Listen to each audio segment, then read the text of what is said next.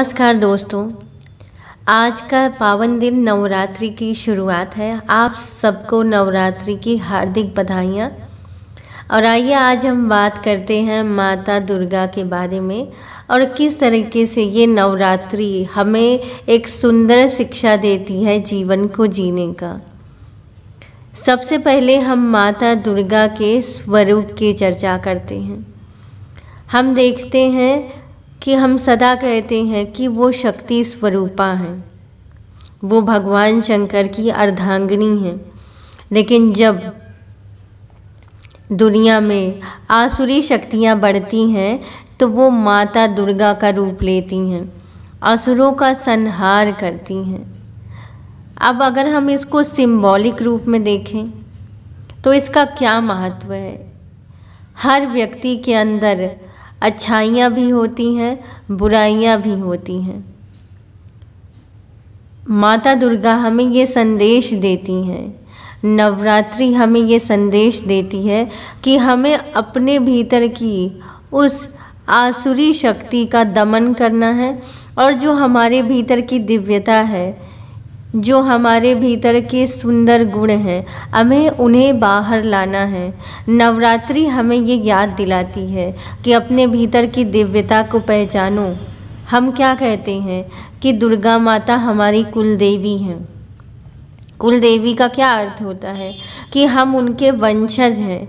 हमारे भीतर भी वही शक्तियाँ हैं, वही देवताओं के गुण हैं।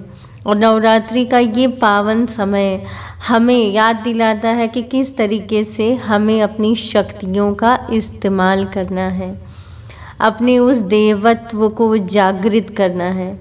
अगर आप माता दुर्गा की तस्वीर को देखें तो उन्हें अष्टभुजाओं से धारण किया हुआ देखेंगे। अष्टभुजाएं क्या है? आत्मा की 8 क्वालिटीज़, सहन करने की शक्ति, शांति, प्रेम देने की शक्ति, हर परिस्थिति में परखने की शक्ति, जीवन में विड्रॉ करने की पावर यानी साक्षी होने की शक्ति, जीवन में अपने भीतर उस देवत्व को ढूंढने की शक्ति। और इसी तरीके से इन गुणों की अनंत लिस्ट है। तो ये 8 भुजाएं हमें सिखाती हैं कि किस तरीके से हमें उन शक्तियों को, गुणों को याद करना है, जगाना है। अब उन 8 भुजाओं में हमने अस्त्र दिए हैं। वो अस्त्र क्या है? अस्त्र हैं जो कि हमारी उन नकारात्मकताओं के ऊपर विजय दिलाने में हमारी सहायता करते हैं, जैसे कि मेडिटेशन करना, मंत्र जाप करना, सात्विक जीवन जीना, किसी की बुराई न करना, हिंसा नहीं करना, दूसरों को सम्मान देना, प्रेम देना, ये बहुत महत्वपूर्ण है। तो इस तरीके से इन अस्त्रों के द्वारा हम जीवन में दिव्यता का जगाएंगे, हम जीवन में दुर्गा माता को जगाएंगे। अब दुर्गा माता का आवाहन हम करेंगे कैसे? वो दुर्गा माता कहीं बाहर नहीं है, वो हमारी ही चेतना में विराजमान है, क्योंकि हम सब उन्हीं की संतान हैं। तो अगर हमें उनसे कनेक्ट करना है तो हमें अपने भीतर जाना होगा। 24 घंटे में 1 घंटे का समय हमें अपने लिए निकालना होगा, जहाँ हम माता से कनेक्ट करेंगे, उनके पास जाएंगे, उनकी उस दिव्यता से शांति, आनंद, सुख, प्यार, दिव्यता से अपने आप को रिचार्ज करेंगे, ताकि जब 24 घंटे हम दिन में जाएं, विभिन्न परिस्थितियों में विभिन्न लोगों से मिलें, तो हम अपनी दिव्यता को याद रखें। फिर हम बात करते हैं कि 9 दिनों में हम व्रत करते हैं, संकल्प लेते हैं कि हम ऐसा जीवन जिएंगे, ऐसा भोजन करेंगे। लेकिन व्रत क्या सिर्फ भोजन के अर्थों में है कि हम ये खाएंगे, ये नहीं खाएंगे?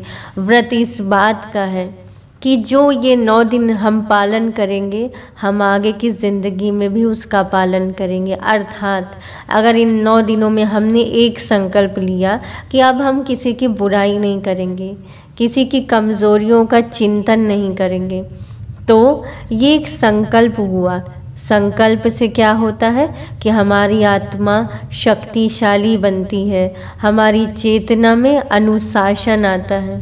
क्यों व्यर्थ किसी और का चिंतन करके अपना समय बर्बाद करना और अपनी चेतना की शक्ति को कम करना। तो ना तो हम किसी का व्यर्थ चिंतन करेंगे, और अगर हमें किसी का चिंतन करना है ना तो सर्वश्रेष्ठ का चिंतन करें, परमात्मा का चिंतन करें, दुर्गा का, लक्ष्मी का, सरस्वती का चिंतन करें, आवाहन करें। क्योंकि हम जिसके बारे में सोचते हैं हम उस जैसा बन जाते हैं। हम जिसके संग में रहते हैं उसका रंग हमें लग जाता है। तो संग ऐसा करो ना कि जिसके रंग से जीवन निखर जाए, जीवन संवर जाए, जीवन में परमात्मा आए, जीवन में सुख शांति आए दोस्तों। और अब हम बात करते हैं कि हम इन 9 दिनों में जागरण करते हैं। जगह जगह पर लोग रात को जागकर माता का नाम लेते हैं, माता की स्तुति करते हैं, लेकिन यहाँ जागरण से अर्थ है कि हमें उस अंधकार से जागरण लाना है।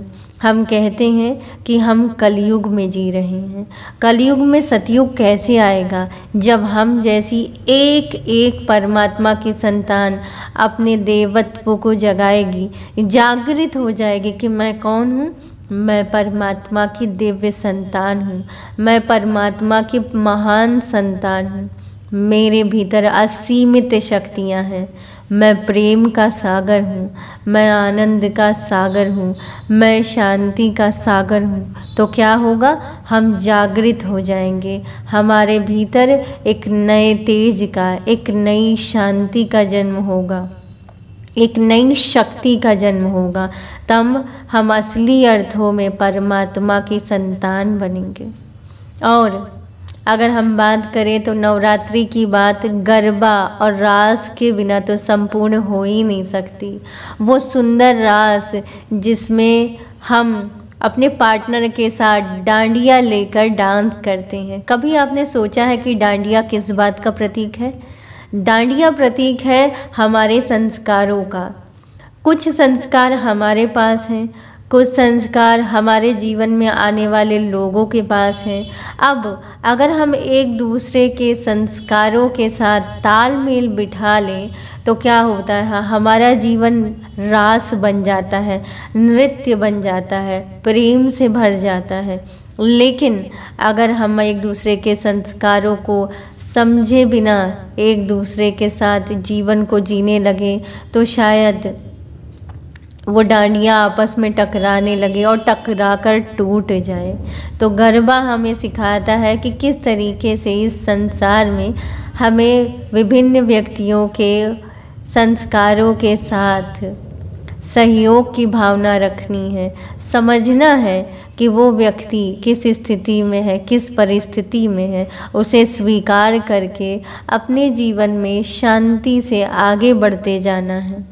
और यही गरबा हमें सिखाता है। दोस्तों, नवरात्र हमारे जीवन को परिवर्तित करने आया है।